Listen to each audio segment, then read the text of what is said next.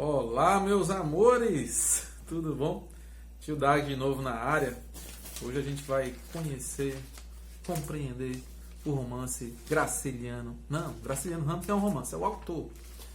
A gente vai conhecer o Vidas Secas do Graciliano Ramos. Show? Você quer conhecer um pouquinho mais dessa história, compreender melhor essa história, segue nosso canal, dá um likezinho, certo? Comenta suas dúvidas. Então, Vidas Secas é um romance, né, que faz parte da nossa segunda geração modernista, né, que é a geração conhecida como geração de 30, né, ou romance de 30. Os personagens são basicamente uma família de retirantes, né, e os seus animais. Família composta pelo Fabiano, sim, a Vitória, o menino mais velho e o menino mais novo, que não tem nome, e a cachorra-baleia, né? Aparece o papagaio quase como que figurante, né? Mas a cachorra-baleia é um personagem muito importante dessa história, né? Cada capítulo dessa história, que são 13, retrata de alguma forma esses personagens, né? Quem faz a leitura dessa obra, quem nos apresenta essa obra é o narrador, que empresta linguagem para essa família. O narrador, através do discurso indireto livre, né, um narrador em terceira pessoa, onisciente, que conhecem, né, o interior das personagens, é o próprio narrador quem conta a história e quem dá voz aos personagens, né? Na verdade, isso tem tudo a ver com o contexto da obra, em que esses personagens são secos. Vidas secas, personagens secos. Secos no sentido de sofridos, secos no sentido de não terem linguagem, secos no sentido de que até de sonhos esses personagens são desprovidos, né? É quando a gente vai fazer a análise da obra e a gente vê que a cachorra-baleia é mais complexa, é mais humana do que os personagens humanos, né? A gente chama de zoomorfização. Então, é a humanização dos animais, né? E a animalização dos personagens, né? Dos seres humanos, né? Fabiano, que é o, se podemos dizer assim, o personagem principal, né? É o pai dessa família. Fabiano é completamente animalizado. Ele diz isso, ele verbaliza isso na obra, né? Você é um bicho, Fabiano. Você não é gente, você não é homem, você é um bicho. Então, essa falta de linguagem que esses personagens têm, né? Fabiano tem muita dificuldade de se expressar. Esses capítulos, Fabiano tem muita dificuldade de se expressar, né? E fala disso o tempo inteiro, né? Tem vários episódios que mostram isso. Ele admira demais o seu Tomás da Boladeira, que é um personagem que fala bonito, que sabe falar palavras difíceis, e ele tenta, né, memorizar algumas palavras desse seu Tomás, mas não sabe empregar, né? Ele, em um episódio lá, de um momento, né, ele tenta contar a história para os filhos à beira da fogueira, mas ele não consegue contar a história direito, os meninos não entendem, ele não sabe explicar. Quer dizer, ele entra numa confusão, né, com um soldado amarelo, e o soldado judia dele e dá voz de prisão para ele. Chega na delegacia, ele não sabe se explicar, ele não sabe se defender, e ele vai preso, né, machucado, né? Ele vai conversar com o patrão e o patrão enrola ele, e ele não sabe se defender ali, né? Grunhe o tempo todo, resmunga o tempo todo, né? Ele não sabe verbalizar palavras, né? O próprio papagaio, ele não fala, ele late. Que é o papagaio, que é um dos personagens da história. O papagaio late como uma cachorra-baleia.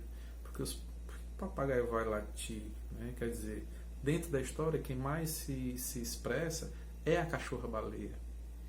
É a cachorra-baleia quem vai ser o personagem talvez mais complexo e mais lindo dessa obra, né? A cachorra-baleia, que foi existe um capítulo para Cachorro-Baleia, né? Que foi inclusive foi o primeiro capítulo que foi escrito cronologicamente da obra. A Cachorro-Baleia, ela se expressa, ela é quase da família, né? A Cachorro-Baleia, ela se preocupa com a família, ela ajuda o Fabiano, e no momento da sua morte ela tem um sonho, e ela tem um sonho de um futuro melhor, com preás gordos, correndo atrás desses preás, ajudando o Fabiano a tanger os bichos, brincando com o menino mais velho. É um sonho complexo, é um sonho de um mundo melhor, é quase um sonho com paraíso, né? Sim, a Vitória, né, que é a mulher do Fabiano, tem um grande sonho na vida. O sonho da Sinhá Vitória é ter uma cama de couro, né? E é quase que uma paranoia, quase que uma psicose, porque ela só fala dessa cama de couro, né? O tempo inteiro a cama de couro, a cama de couro. E é triste porque, na verdade, mostra como eles têm sonhos pequenos, né? Falta linguagem, faltam palavras para se expressar, né? O menino mais velho, né, curioso, doido para aprender coisas novas, pergunta para a mãe, ele inculca, ou escuta uma palavra, inculca com a palavra, e mãe, o que é inferno? E aí ele não sabe o que é inferno, né? Não é questão de fé, ele escuta a palavra e fica curioso e vai perguntar para a mãe. A mãe não sabe explicar o que é inferno. A mãe diz qualquer coisa. Isso é um lugar muito ruim, menino. Pá. Um lugar onde vai gente ruim. Mas não sabe, e o menino não entende, pergunta, e a mãe não sabe explicar. E dá um tabefe no menino, dá um cascudo. Isso daqui, demoniado. Porque a mãe também não tem muita linguagem, né? Então, esse menino mais velho, que a gente não sabe qual é a idade, não tem essa idade, né? Imagina que seja um menino maiorzinho. Nem nome tem, pobre da criança, né? O menino mais novo, né, tem um grande sonho na vida também, que é ser igual ao Fabiano, ser vaqueiro igual ao Fabiano, né? Fabiano é vaqueiro, e o menino tem um sonho de ser vaqueiro que nem o Fabiano, né? E vai tentar montar lá um bicho, leva uma queda e o irmão ri, e todo mundo ri, a cachorra olha com um olhar de desaprovação. Olha que tipo de sonho a criança tem, né? De ser miserável. Ela não quer ser miserável igual ao pai. Mas dentro dessa falta é difícil até de estruturar o pensamento, né? Dentro de uma falta de opção, de uma pobreza de opção, né? Do isolamento social, um sertanejo que retirante, que não tem nem contato muito com outras pessoas. O sonho dele é ser igual ao pai, o pobre do pai que é um miserável, né? Fabiano tem um mundo em crise, né? Sonha com dias melhores, mas é um sonho que ele não explica, não sabe dizer. Ele acha que tem, né? Que espera por dias melhores. Então, essa questão da linguagem, da seca da linguagem, é muito representativo dentro da história, dentro do livro, né? Cada capítulo é muito representativo. A gente diz que essa geração de 30, foi muito marcada pela questão da denúncia social, né? Pela questão do engajamento social. Então, essa miséria, personagens miseráveis, personagens marginalizados também são assim, porque não sabem se expressar, porque não sabem. São personagens que não têm voz. Que louco, né? Então, temos 13 capítulos na obra, né? A obra começa com o capítulo Mudança. Apesar que eles vão sair de um lugar para o outro, estão num lugar razoavelmente bom, razoavelmente tranquilo, né? Que é uma fazenda que eles estão ocupando, que não é lá bom essas coisas todas, mas é melhor do que a seca, né? E a seca, ela é sempre um ciclo, né? E a obra começa com o capítulo Mudança, termina com o capítulo Fuga, ou seja, continua a mudança. Então é um ciclo, né? Ciclo é um ciclo que vai e vem, é esse próprio ciclo da natureza que a gente não tem como fugir, que esse homem não tem como fugir. E ele está o tempo inteiro nessa tentativa de sobrevivência, porque a natureza é muito cruel, né? E a seca vem, né? E a natureza é tão cruel que a seca vem, mas mesmo em tempos de inverno, o inverno também faz medo. Porque às vezes, né, assim, a Vitória vai mostrar num capítulo da Assim a Vitória, ela tem medo que o inverno inunde as coisas e leve as coisinhas deles, né? Então o inverno também faz medo, né? Isso é muito louco. Cada capítulo, basicamente, né, a gente tem esses 3 capítulos que falam basicamente dos personagens, né? Então, Fabiano, vai falar de Fabiano, né? E vai fazer essa sondagem do Fabiano, né? Fabiano que quase não fala. Fabiano que é um bicho, que é um homem grosseiro, sertanejo, forte, cabra do sertão, né? Sim, a Vitória, né? Outro capítulo é Sim, a Vitória, e vai mostrar Sim, a Vitória dentro das suas detalhes, né? Sim, a Vitória com seu sonho de ter uma cama de couro, né? Sim, a Vitória que dormia no tempo bom uma cama de varas, né? E depois ela começa o período em que eles vão sair, retirando, né? Atrás de um lugar melhor, no chão, em qualquer lugar. Então o sonho dela é essa cama de couro. Menino mais velho, menino mais novo, a cachorra baleia e outros capítulos que vão mostrando essas nuances das características desses personagens, né? E termina com o capítulo Fuga. Então, recomeçando esse ciclo de mudança e fuga. Quando eles se mudam, eles estão fugindo, e quando eles estão fugindo, eles estão se mudando, né?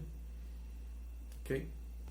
Essa linguagem, né, ela passa pela questão do próprio narrador, né? Quem empresta linguagem para esses personagens é o próprio narrador, né? Com esse discurso que a gente chama de discurso indireto livre, o narrador em terceira pessoa, o narrador quem empresta a voz, o personagem mesmo não fala, é o narrador quem fala, né?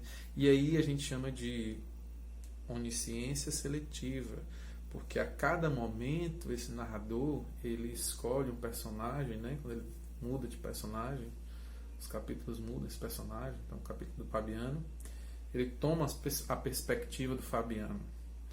O capítulo da Assim a Vitória, ele toma a perspectiva da Assim a Vitória, né?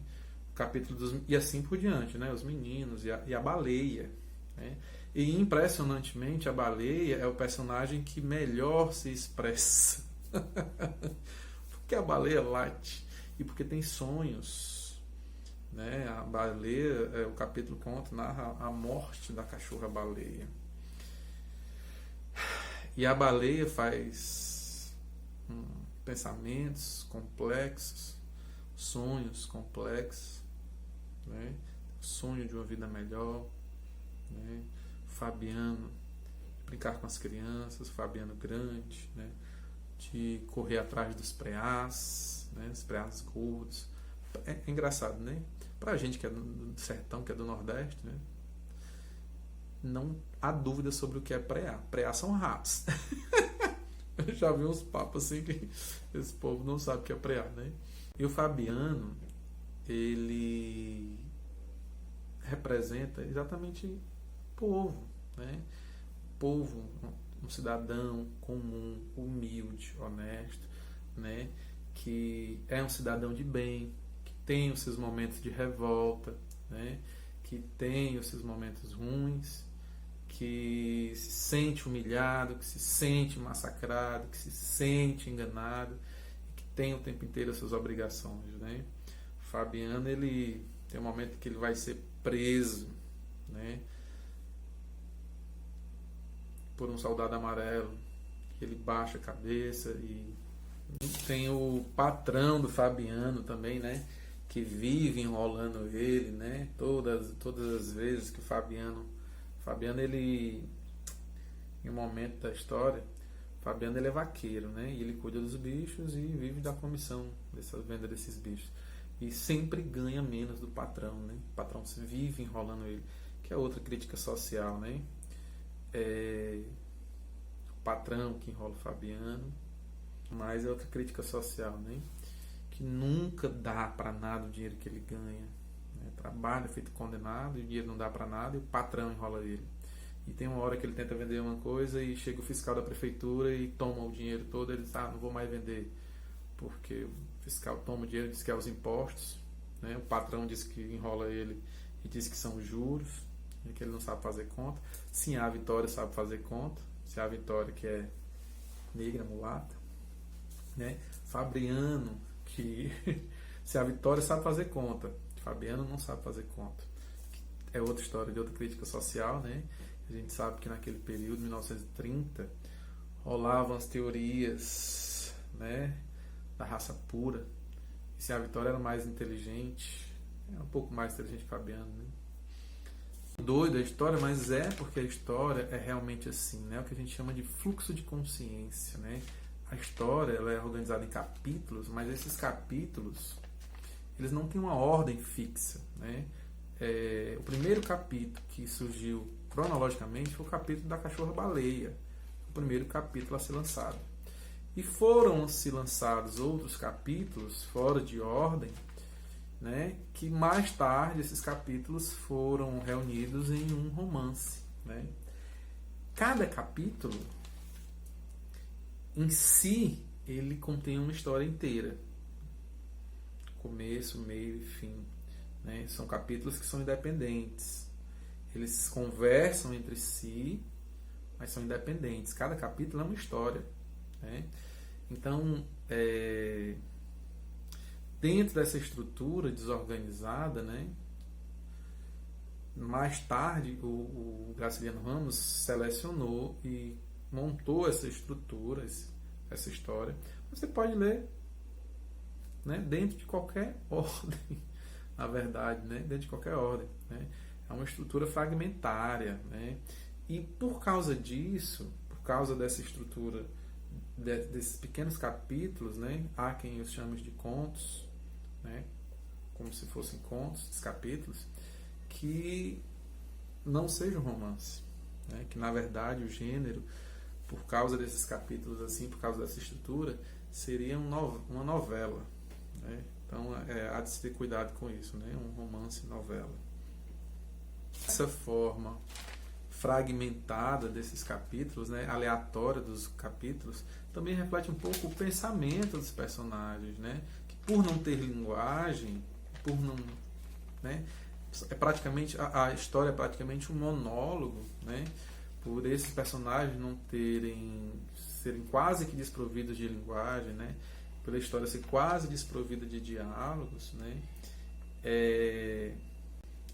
mostra que os personagens têm uma dificuldade também de compreender o mundo, né? De compreender o mundo e de se expressar. Então, por isso que fica meio truncada a história. Nessa história truncada, quebrada, né? De alguma forma, ele consegue fazer uma história completamente atemporal, sem ordem cronológica dos acontecimentos, mas também atemporal, de que é uma história que vale para todo sempre, né? A gente sabe que passa num período mais ou menos ali de 1930, porque é uma história em que o autor retrata a sua própria realidade do sertão, não que ele mesmo seja um sertanejo, um retirante, mas a realidade em que ele conhecia do sertão, né? Ele como alagoano, né, conhecia bem a história do sertão. Ele que já foi prefeito, né, que já foi secretário de Educação, teve vários cargos públicos, que já foi perseguido e torturado, né? Essa obra se torna atemporal, tanto na ordem cronológica dos fatos, que não importa, a gente não sabe quanto tempo passa, se é uma semana, uma noite, um dia, um mês, né? A gente sabe que um determinado capítulo se passa no período de festividade da igreja, né? Aqui é um drama do homem com a natureza e do homem com o homem, né? O homem diante da natureza e o homem diante do outro homem, né? Enquanto ser humano. Então é uma obra completamente atemporal, é um drama que vai servir para sempre, né? Mostra com isso a verossimilhança, né? Não é uma cópia da realidade, apesar de há quem chame de neorrealista, né? Não é uma cópia dessa realidade, mas ela reflete sobre essa realidade, né? Uma obra que reflete muito sobre essa realidade do sertanejo, desse retirante sofrido, né? Uma obra altamente que analisa essa sociedade, né? que exclui, né? Você vê que essa família ela tem pouquíssima interação social, né?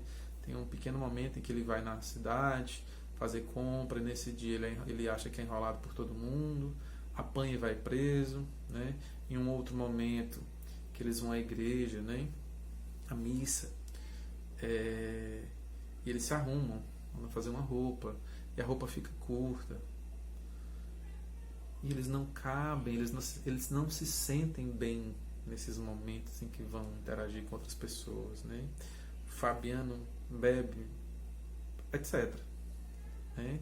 Eles não se sentem parte dessa sociedade. É uma obra dramática, densa, é uma obra que a palavra-chave, né, que é seca, reflete todo um universo de seca, né? É a vida que é seca, é o ambiente que é seco, né? É seco de sonhos, seco de dinheiro, seco nas relações humanas, né? São relações secas, são secos de linguagem, personagens que não se comunicam direito, que não falam direito, que grunhe, que não mal fala, que pouco fala, né? É uma obra meio dramática, né? E a própria linguagem da obra, né, desse narrador é uma linguagem enxuta. Você vê que é um livrinho curtinho, né? E é um livrinho curtinho que é considerado um das grandes obras-primas, né, da literatura brasileira. E tem essa linguagem enxuta, tem essa linguagem concisa, sem enrolações, sem fuxico. É uma linguagem precisa, em que o autor ele se esforça para ter essa linguagem exata, né? Para dar essa ideia exata, uma linguagem pensada, palavras pensadas. Cada palavra tem o seu peso, tem o seu significado. E esse peso, esse significado importam para a compreensão desse texto, né? Os nomes dos personagens são fantásticos, né? A cachorra, baleia, que vive na seca, cachorra desnutrida, morre de hidrofobia, né? A cachorra está doente, é sacrificada, mas ela tem hidrofobia, e o nome é baleia, né? Os meninos não têm nome, menino mais velho, menino mais novo, né? Quase não tem personagens. Então é uma obra, essa obra é uma verdadeira aula de teoria literária. Então você vê o movimento do narrador, esse narrador que empresta a linguagem, e você vai olhar a linguagem, é uma linguagem que tem tudo a ver com o tema, né? Seca, a linguagem seca, o tema seca, né? Esses personagens, eles não falam, não se comunicam direito, mas dentro do seu drama eles têm um drama complexo, né? Mas dentro da estrutura social, que ele sofre, ele se sente enganado, ele se sente massacrado, e ele é injustiçado, né? E ele pensa em sair da família, em deixar a família, e pensa em se vingar, mas ao mesmo tempo ele reflete e volta atrás e diz: não sou assim, eu sou uma pessoa de bem. Puta de um drama, né? Então essa é a nossa obra, Vidas Secas, do nosso Graciliano Ramos. Reflita.